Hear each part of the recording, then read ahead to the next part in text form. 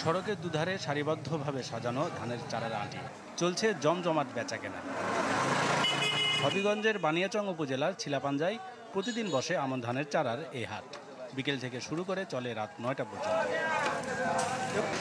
Pickup van ও battery চালিত easy বাইকে ধানের চারা নিয়ে আসেন বিক্রেতারা। বলছেন দাম পান ভালোই। জ্বালা তো সুন্দর জ্বালা হয়, আমি 2 টাকা বেশি দিয়ে নিতে পারি এখান থেকে। 6 দিকে 49 আছে, 22 আছে, যে কোনো জাতের বিষের আলি নিতে পারবো। কয়েকটি উপজেলার কৃষকরা চারা কিনতে ভিড় করেন এই হাটে। 10-12 বছর ধরে চলে আলির বাজার, অনেক দিন ধরে চলে। অনেক দূর দূরান্ত থেকে মানুষ আসে আইয়ে যায়। আমরা এগুলা জ্বালা বিক্রি করি, কেউ জ্বালা কয় কেউ আলি কয়, আমরা এগুলা বিক্রি করি। ঠিক আছে, অনেক বেচা কিনা হয়, আল্লাহর মতে ভালোই হয়। রাস্তার পাশে বাজার হয়, যানজট নিরসনে একটি অস্থায়ী বাজার নির্মাণের দাবি সভাপতির। বেচা কিনা হয়, জনগণের ভোগান্তি স্বীকার করতে হয়, গাড়ির ঝামেলা এবং যাতায়াতের অনেক অসুবিধা হয়। প্রশাসনের কাছে আমরা দাবি থাকবো, কোনো একটা জায়গা যদি বসার একটা ব্যবস্থা করে দেওয়া হয় তাহলে আমাদের অনেক উপকারী হবে।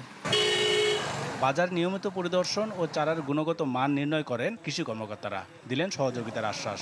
চারার অভাবেই কেউ যেন ধান রোপণের সমস্যা না হয়, এই বিষয়টি তারা দেখভাল করতেছে। কৃষকের সাথে নিয়মিত যোগাযোগ রাখতেছে, কোথায় চারা পাওয়া যাচ্ছে, কি চারা লাগালে এখনকার ফলন ভালো হবে, সেই বিষয়গুলো আসলে আমাদের লোকজন কৃষকদের সাথে সর্বক্ষণিক পরামর্শ রাখতেছে এবং তাদেরকে সহযোগিতা করতেছে। প্রতি বছর আমন মৌসুমে চলে এই চারার হাট। পুরো মৌসুমে বিক্রি হয় প্রায় কোটি টাকার চারা।